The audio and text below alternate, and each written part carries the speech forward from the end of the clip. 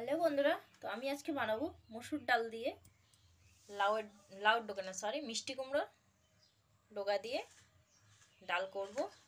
তো আমি ডালটাকে আগে থেকে ভিজিয়ে রেখেছি। তো ডালটা বেশ ফুলে গেছে, তো ভিজিয়ে রাখলে কিন্তু তাড়াতাড়ি ডালটা সেদ্ধ হয়ে যায়। তো আমি এটা এখানে সেদ্ধ বসিয়ে দেবো।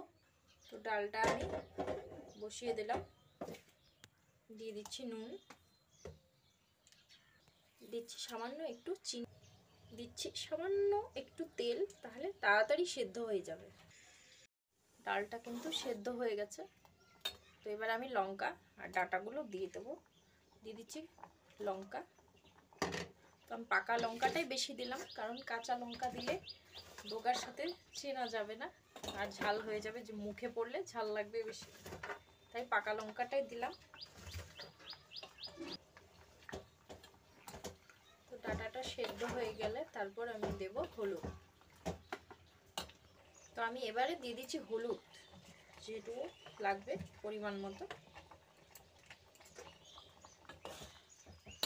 তো ডাঁটাটা একটু সেদ্ধ হয়ে গেলে আমি সোমবারটা দিয়ে দেবো। তো ফোড়নে কি কি দিচ্ছি সেটাও দেখাচ্ছি। ফোড়ন দেব হচ্ছে, তো এখানে ফোড়নের জন্য নিয়েছি পেঁয়াজ, রসুন, শুকনো লঙ্কা। তো ডাঁটাগুলো সেদ্ধ হয়ে গেছে, এবার আমি ফোড়ন দিয়ে দেব।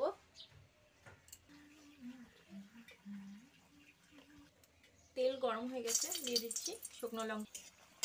তো শুকনো লঙ্কাটা একটু ভাজা হয়ে গেলে তারপর দেব পেঁয়াজ আর রসুন।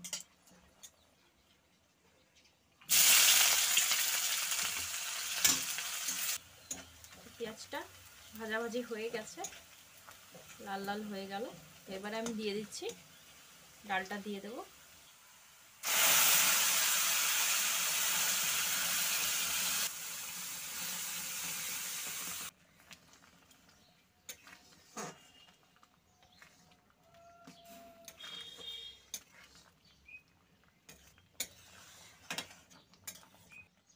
তো ডাল পুরো রেডি হয়ে গেছে। তো এবার আমি ধনেপাতা দিয়ে নামিয়ে নেব। তো এখানে কিন্তু ডালটা পুরো রেডি হয়ে গেছে। চলো, তোমাদের কেমন লাগলো, ভালো লাগলে অবশ্যই লাইক কমেন্ট শেয়ার করো। পরবর্তী ভিডিওতে আবারও দেখা হচ্ছে। ততক্ষণের জন্য ভালো থাকো, সুস্থ থাকো, টাটা।